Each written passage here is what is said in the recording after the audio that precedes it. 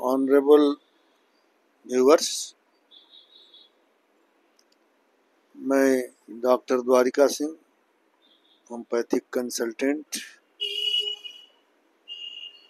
And physician. मैं बिहार विश्वविद्यालय मुजफ्फरपुर से BCMS की डिग्री और ब्रिटिश इंस्टीट्यूट ऑफ होम्योपैथी से DI होम और MD की डिग्री लिया हूँ।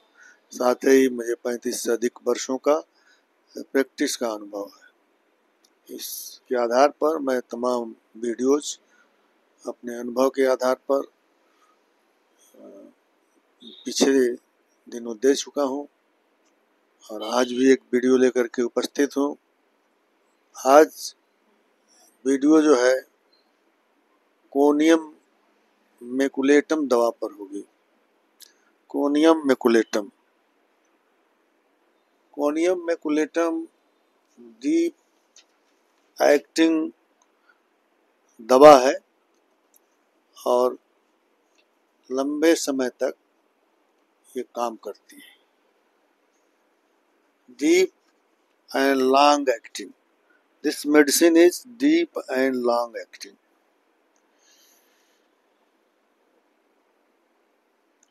ये पूरे बॉडी को प्रभावित करती है, पूरे बॉडी में विभिन्न तरह के रोगों को उत्पन्न करती है, लेकिन मुख्य रूप से इसके कई पार्ट पर ज़्यादा काम है। यह इसके रोगी ठंड से बढ़ते हैं, यानी ठंडक जो है इसके लिए नुकसानदायक है। और ठंडक के सीजन में ग्लैंड्स में सूजन हो जाता है, छोटे छोटे ग्लैंड्स में और बड़े ग्लैंड्स में भी सूजन हो जाता है। नेक के ग्लैंड्स में और कांख के अंदर, थाई के ग्लैंड्स में और तमाम एब्डोमेन के ग्लैंड्स में, ये सारे ग्लैंड्स में सूजन हो जाता है।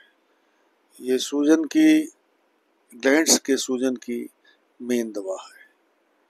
यह एंटीसोरिक और एंटीसाइकोटिक भी दवा है। ये बहुत ही डीप में काम करती है।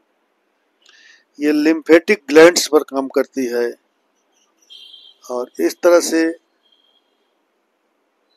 चेन बनाती है नोट्स का। जो नोट्स हैं, जो गांठें हैं, उसका एक चेन बनाती है, उसमें काम करती है।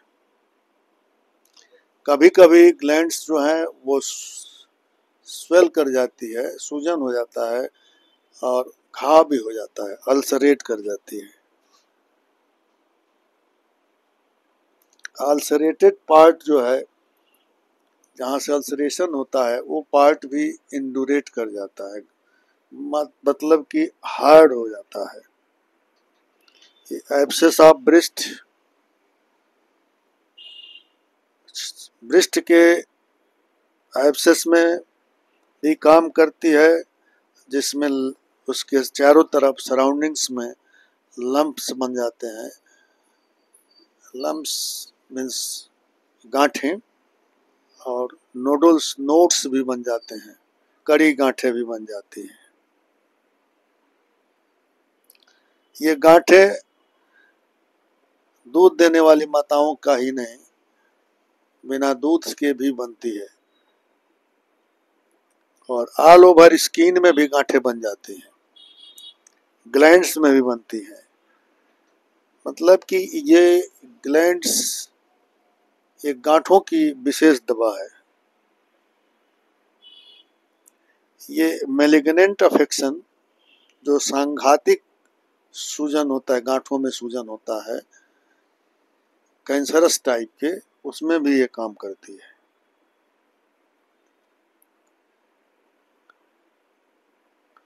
ये इसके अलावा नर्वस सिस्टम पर काम करती है, जहां नर्व्स की कमजोरी, डेबिलिटी ऑफ नर्व्स और ट्रेम्बलिंग होता है, जर्किंग होता है और मांसपेशियों में ट्विस्टिंग भी होता है, इस तरह से ग्रेजुअल ग्रोइंग पैरालिसिस इसमें होती है। धीरे धीरे धीरे धीरे ग्रेजुअली धीरे धीरे पैरालिसिस विकसित हो जाता है, कमजोरी भी लगती है। लाइक काकुलस, काकुलस की तरह से काकुलस में भी ये सिम्टम पाया जाता है।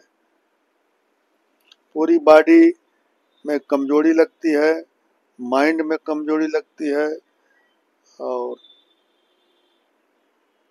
ये पूरे बॉडी में जनरल स्लो डाउन हो जाता है, एक्टिविटीज बॉडी की धीमी हो जाती है, और ग्रेजुअली पैरालिटिक वीकनेस होता है।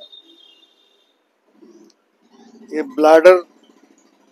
ब्लैडर मैंने पेशाब की थैली में भी को वीक कर देता है, और जिससे पेशाब निकलने में दिक्कत होती है, धीरे धीरे निकलता है। ये धीरापन जो है पैरालिटिक की वजह से होता है। इस तरह से अन्य भी इसके सिम्टम हैं जिसकी चर्चा की जा सकती है, लेकिन 2 सिम्टम पर मैं आपको चर्चा में शामिल किया हूँ। एक तो पैरालिटिक वीकनेस में, और दूसरा ग्लैंड्स के सूजन में। ये 2 अगर रोगी मिलते हैं तो मुंह की भी पैरालिसिस में भी काम करती है, सिंगल पार्ट एक एक पार्ट के पैरालिसिस में काम करती है। तो इस तरह के अगर रोगी मिले तो कास्टिकम की 6 पावर की दवा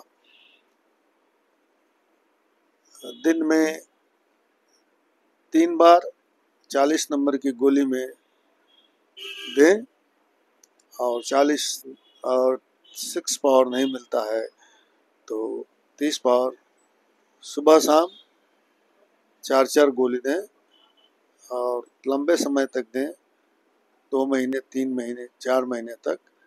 तो ग्लैंड्स की बीमारी और या पैरालिटिक या पैरालिसिस की बीमारी हो, लकवे की, तो उसको ये ठीक कर सकती है। इसके अलावा अन्य भी दवाएं इन रोगों में काम करती है।